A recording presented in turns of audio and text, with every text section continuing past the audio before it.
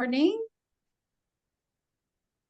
Well, good afternoon, everyone, and thank you for joining us for today's Agent Insiders. We have one of our panelists who is unable to join us as the world goes in real estate. She had something that came up sooner in her day than she planned. So we are fortunate today in having our panelists, Kayla Dalton, Kirsten Childers, and Shani Venor here with us. And the focus of today's conversation, and truly a collaboration where we want some input from you as well, is what each of these agents is doing, has been doing, and has done in the past related to social media and how it has impacted their business, and also taking a look at maybe what didn't really work so well and what they have found has been more their niche that has proven results for them in gaining business through social media.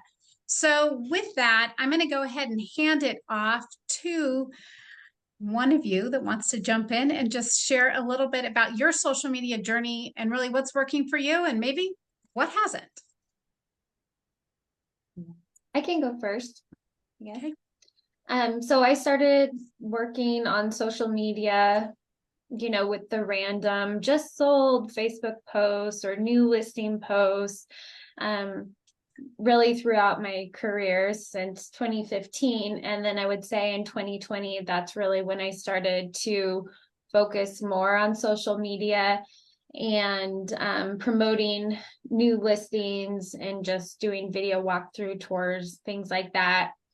And then it got to the point where I was doing like a lot of comedy type skits and things, real estate related. And that really grew my following, more so than any of those like static posts I was doing. And then I've kind of phased out of being silly, and I just do be silly every once in a while because I can't help myself. And now I'm doing like a lot of talking head videos and just sharing information, walkthrough tours again. But the thing that has worked best for me is just consistently showing up, because you don't really ever know who's watching. And I had someone this year say, as I had their house listed for them, does social media really work? And I was just like staring at him like, are you really asking me that question? Like, we haven't talked since high school 20 years ago. Yes, social media works. Like, I was showing up on his feed, every single week, and that's how he reached out to me. So that was kind of like my journey in a quick snapshot of it works. Yeah. I think what's fun about this topic is we each have a different strategy and a different kind of presence on social media, which makes this really fun. I mean, for me personally, I started kind of the same way with social media, posting, just solds and just listed in probably 2018. And then Shivani, Truly, and Neil were the ones that said, hey, video is kind of going to be the next big thing, do it. And it was super out of my comfort zone, but something that I recognize that, when Shivani tells you to do something, you do it. Mm-hmm. She's that kind of person for me. So that's what I did. I just kind of got uncomfortable and started posting videos, mostly just information, teaming up with people in the industry and trying to get what's going on out there in a more creative way.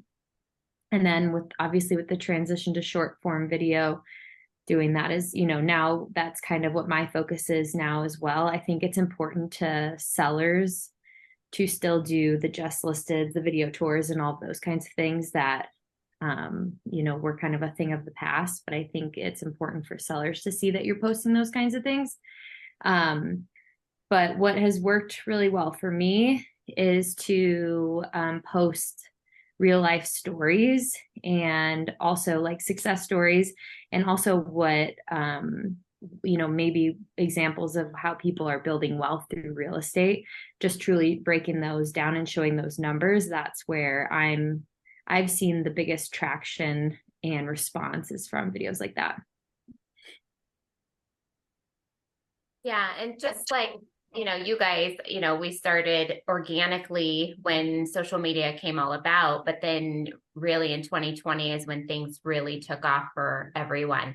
And I think it's important that, like you said, Kayla, that we all kind of have our own style, and it's based on our personalities, like Shandy, I crack up at her things, but that's not me. I mean, I think I would be ridiculous doing some of those things, but and I always comment on her stuff. And so I think the engagement's there.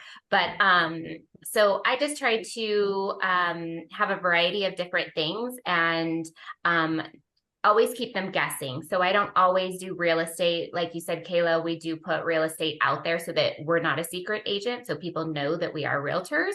But at the same time, family, success stories and, just some fun facts and things like that about life in general or, whatever. So keep them guessing so that they stay interested and keep coming back and watching your videos or whatnot. Has been very successful for me.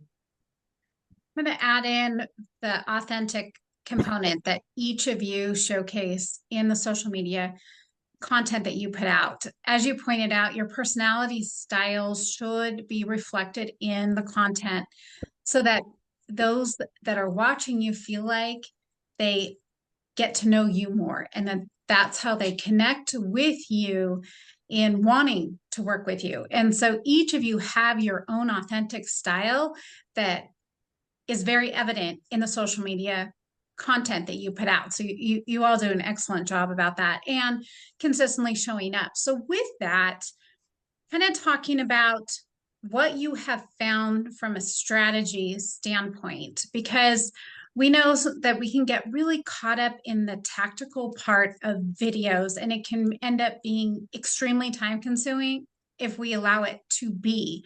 So do you have any insights or tips on what you have found in creating these videos that has been easier for you to be consistent?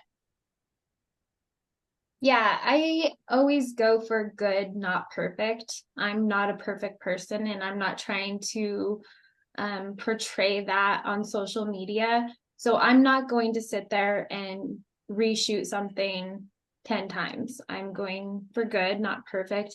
And that has allowed me to just free up time because it's never going to be perfect. You're always going to feel a little awkward.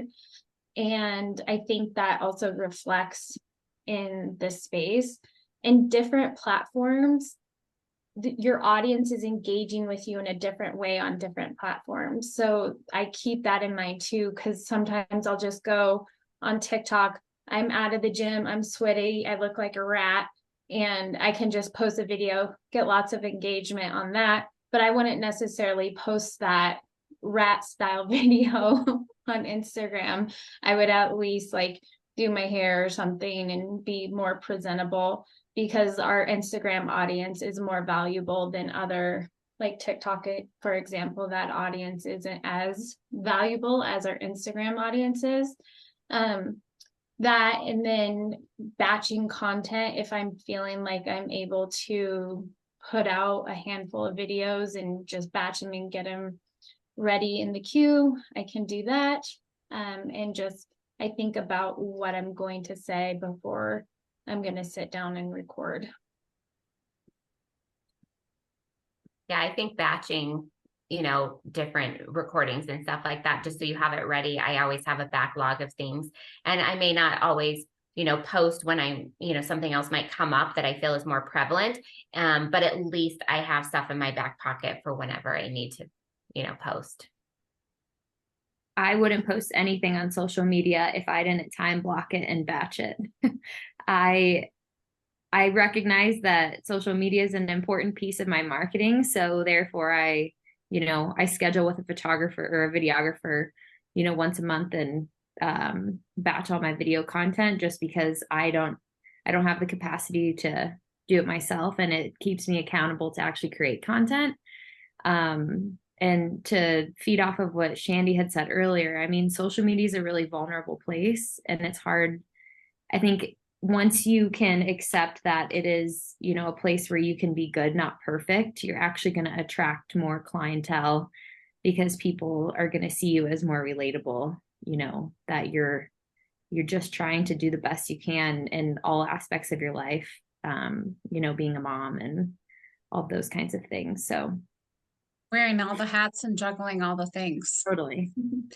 So a couple of things. One, I want to talk a little bit on platforms, which Shandy hit on just a little bit. And we each have our favorite platforms, but on top of just the favorite part of it, have you found any of the platforms to be more valuable than another platform? Yeah, for me, Instagram is much more valuable than the other platforms.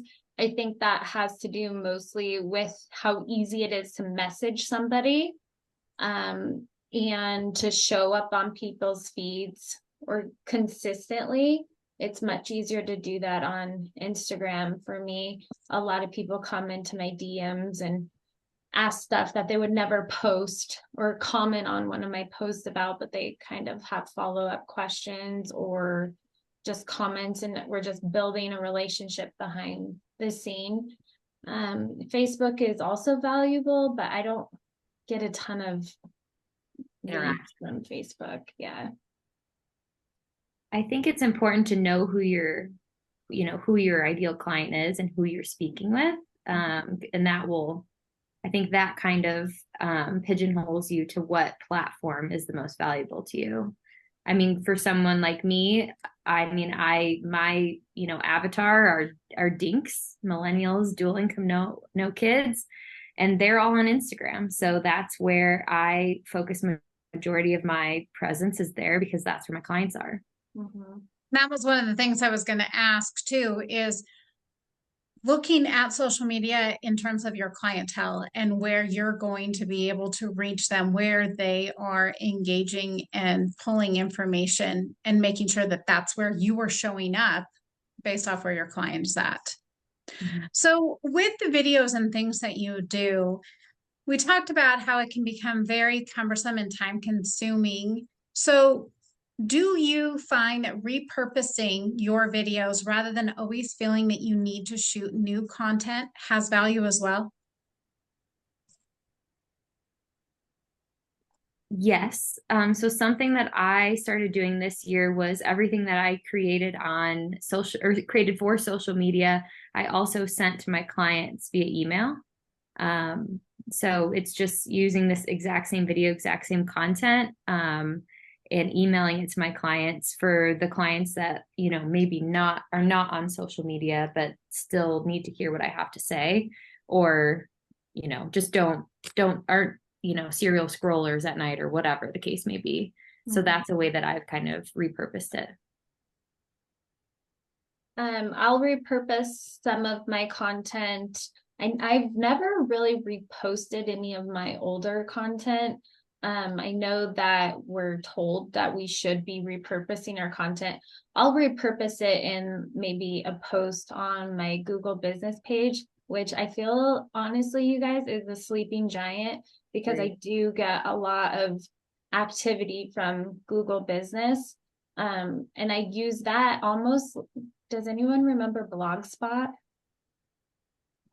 Okay, I'm like, really, like in the early 2000s, you could have like your own blog, and I kind of utilize my Google business page that way, where sometimes I'll just like pop in and do kind of like a journal entry of just an update and use it that way. And I noticed that when I'm more active on my Google business page, like just because Google, they send you a monthly recap, and it always is impressive how many views and clicks and things are coming, and calls, and it's all trackable, which is nice. It's true. I feel like for B-roll, I think you can repurpose more. Like Shandy, I don't repurpose my videos. I haven't done that yet. Yeah. But I feel like the B-roll, so if you're out in the community, if you're doing this, that, golfing, whatever that might be, it could be a topic down the road, and you could be covering a different point, but you still have that B-roll in your back pocket to, support your videos and make different videos with it. Agree. Yeah, I love the B-roll for sure. So as part of your strategy, do you plan out your social media for what you know you want to try and do on certain days to try to help your organization? Or how do you essentially set up your social media plans?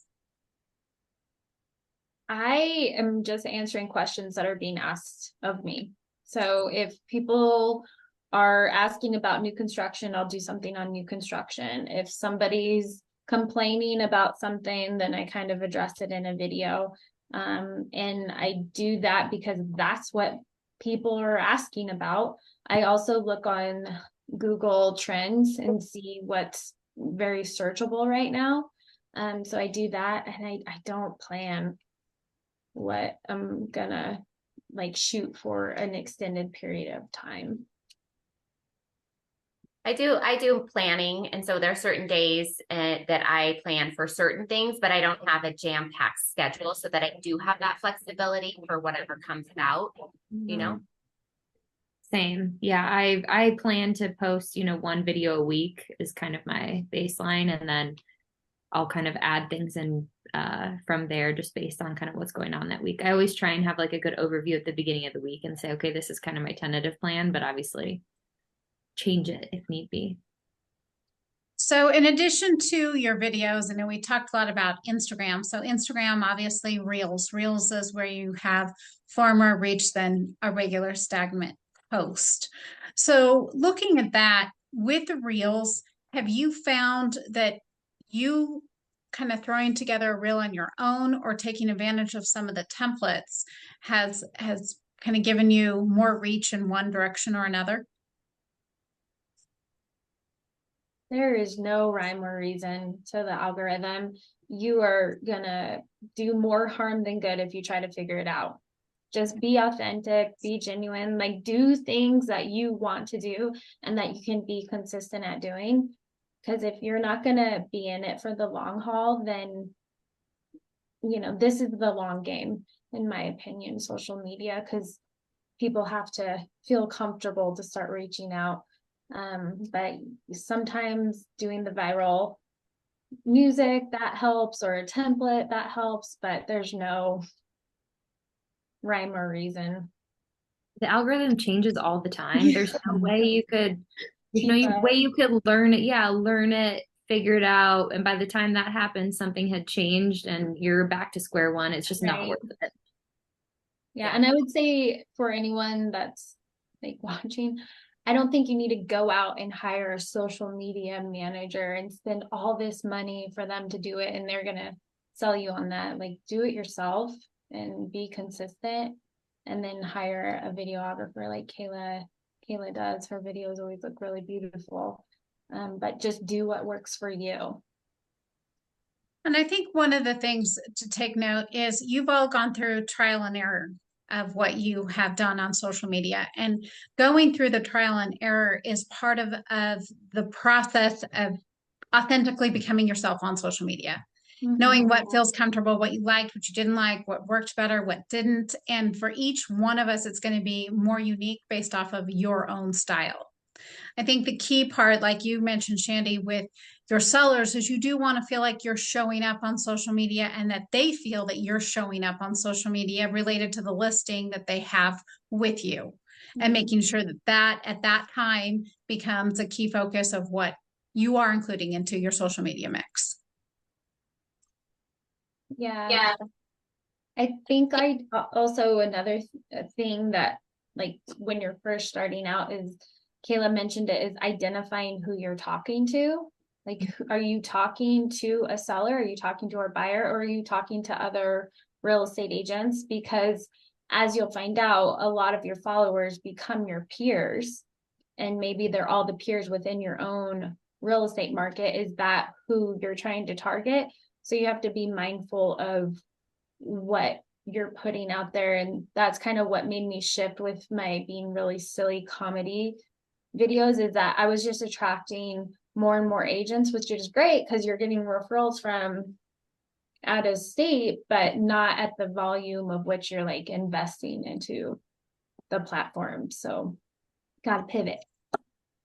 And I think one key component on topics too, and all of us have heard this and things from Neil and Shivani, is that all of our audiences are different. So just because there's a video that somebody has put together or a piece of content that somebody has put together doesn't mean it's off limits for you. You have your own take on it and your own spin in presenting it. And your audience is different than another agent's. Totally. And I think, Yeah, but you don't want to copy somebody word for word. sure. No, you Like, it put your needs to spin be on in it. your own voice. And that's one of the things about social media is like you can tell when someone's not being authentic on the Sure. screen. Right. So just be cautious of that, I guess. I think as agents, a lot of us are, at least for me, I was scared to kind of pigeonhole myself into one type of client, at least when, you know, because I mean, we want all of the buyers and all of the sellers and all the investors, right? Mhm. But I think, you know, when you know who you're talking to and you know what your messaging is, people will actually value what you have to say a lot more. So Kayla, I like the idea of how you put your video into some of what you send to your clients, because we can have older generations that social media may not be as prevalent for them, that they're paying close attention to. So that allows you to kind of have the best of both worlds, to show up in social media, but then also deliver it to your clients in a way that's more meaningful for them, depending on, like you said, what your ideal client looks like. Or even like Shandy had talked about that when clients are asking certain things, and if you've already done a video on that, you can just text them over the video of, you know, how to prepare your home before you go to market, A, B, C, and D, right? You have a video on it. So you could send that over to them and, you know, it makes it pretty simple. So you multi-purpose it all. and it's the best feeling in the world when a client says, you know, oh yeah, you know, you're in an escrow with them or you're about to, you know, start somebody's journey with them and they're like, oh yeah, I saw your video referencing this and I told my mom, blah, blah, blah. It's the best feeling. That's great. Do you have any other tips before I open it up for our attendees to be able to chime in with any questions they may have? Okay. My only tip would be if you're starting out, don't try to post on all the platforms. Focus on one, become comfortable, and then move on to another one because there's a lot that goes into it and the platforms all work a little bit differently. So that could feel overwhelming and you might, you know, give up before you really give it a good shot, but be consistent and give yourself like a solid amount of time to really try it before moving on to the next. And keep in mind that the platforms make changes on a regular basis. And so just when you think you have the whole handle on all of it, you'll go to put something together and it's moved around and looks different. Yeah. Yeah. So don't try not to get frustrated along the way. I do want to add really fast before I open it up that I'm going to be hosting a marketing workshop that's going to be on October 24th with one of our underwriters, WFG. Their vice president of marketing and technology and I are joining forces together. It's going to be at the Builders Association, so there'll be more information coming out about that. But that's going to be more of a tactical how-to and talking about some of the components in getting things up and going from a marketing standpoint. So I'm going to unmute. And feel free to chime in with any questions that you may have that you'd like to ask our panelists while we have them on the call for anything related to your own social media. Anyone? Shandy, Yes. this is Faith in the Truckee office. Hi, You Faith. had hello. You mentioned the Google, and I think the way you phrased it was your Google business page. We had a workshop, oh, I'm not sure how long ago, where we put together the Google My Business page. Is that the same thing that you're talking about? Yes. Yes. Okay. It's the same. I just call it Google My Business. Oh, I think it's called Google My Business. I thought, is there something else? It looks like more of an actual No. page than what I've been. Yeah, if you want to Google my business page and you can kind of see, because it's a different perspective from a consumer viewpoint than if it's your own Google business page, where you can see the posts and the updates and the videos, and it's not just like the reviews and your address and your phone number. Like there's more that can go into it. And then the more you're engaging with your Google business page, it just shows the algorithm that you're active and you're updating and you're participating in what they're trying to do. So they want to push that up. And it's kind of like an organic way to have your Google page in some of the first couple of pages of results. So definitely work that. It's a sleeping giant, in my opinion. I agree. And there are a lot of people that don't realize that you can actually make posts, engagement posts within Google My Business, whether it is a stagnant post or a video. And that was me. I have my Google My Business. I was listening to what you said about posting, and I have the Google profile page with some pictures of properties, my face, my information, my website, and I had no idea that you could post there. So now I will. That gives me something to research. Yeah, you can post, and you want to post with a photo. Yep. If you scroll down, Faith, on your Google My Business page, it'll have the option for you to add a post. And let's not forget about YouTube too. That's another sleeping giant too. YouTube. Yes. So hard. Yes. So that's another place for videos and all of that stuff too that is kind of forgotten about, but it's up and coming and the place to be as well. Totally. Yeah, if anyone knows how to get followers on YouTube, please let me know. Subs.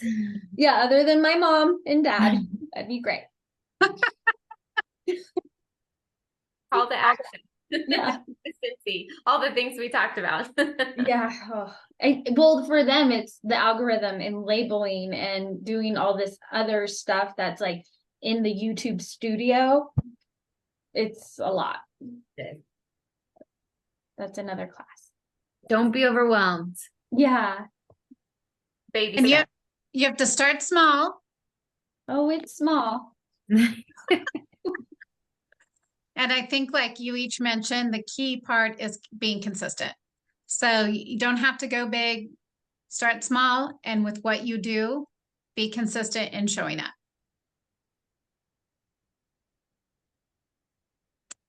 All right. Well, thank you, ladies. Anyone else have any questions before we end our short little 30-minute Agent Insider for this go round?